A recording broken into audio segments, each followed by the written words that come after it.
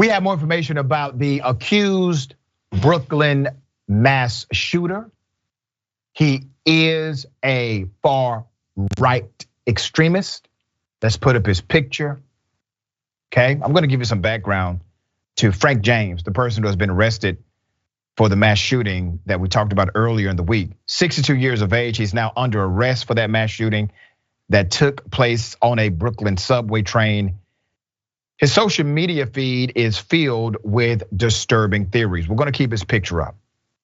So Mr. Frank James posted a lot of videos on YouTube and Facebook, over 450 of them. More than the number of subscribers. He only had 429 subscribers, but 450 videos. Mostly using the handle Prophet of Truth 88. These videos all featured him rambling angrily about a range of political topics, most of them racial in nature. Okay, let's get into it. His YouTube account, now deleted, offered a kind of chronology of his descent into far-right extremism, all right? James constantly disparaged other black people, calling them cattle, sounds familiar, and domesticated animals, whose intended role in white society was to be a slave. He regularly advocated setting up a separate homeland for non-white Americans, and he talked a lot about death, warning that it's gonna take a lot more death for us to get the picture and how effed up we really are. It doesn't stop there, there's more.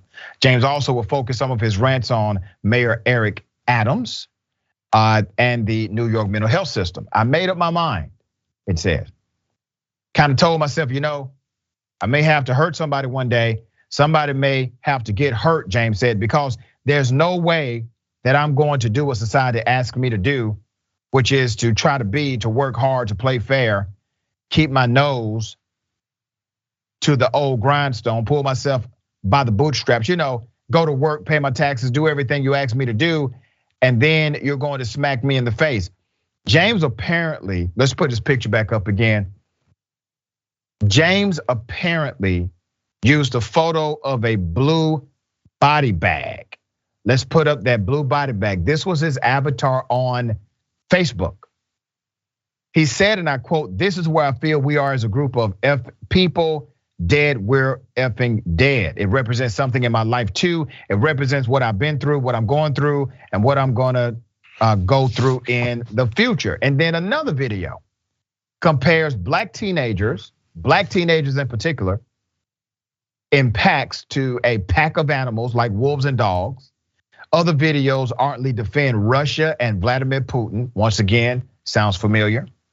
Suggesting that he has been consuming information from far-right sources, particularly the conspiracy kind. James used several phrases and referenced several ideas that come straight from white supremacist groups and spaces, like the idea of being replaced as a race. So this is really interesting. This guy defends Vladimir Putin, has some far-right ideology, but he's cloaked in this 400 subscriber dimension where a lot of people don't see his content, obviously, but he's putting out this content on a regular basis. He has more videos than he has actual followers.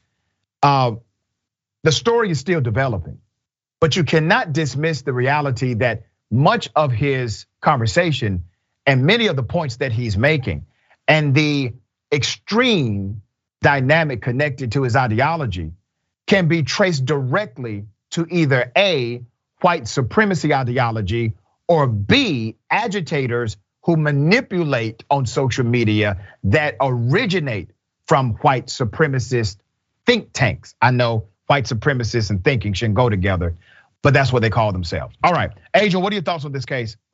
I think that this is just further proof that anybody can be indoctrinated when it comes to white supremacy, and they can further and advance it no matter what the color of their skin is, even if they are an oppressed subject, even if they suffer as a result of white supremacy, that they can still uplift it. And we see this as well as with sexism and a lot of the other isms. And so when it comes to this individual, they actually went as far as engaging in the alleged physical as well as dangerous, violent behavior.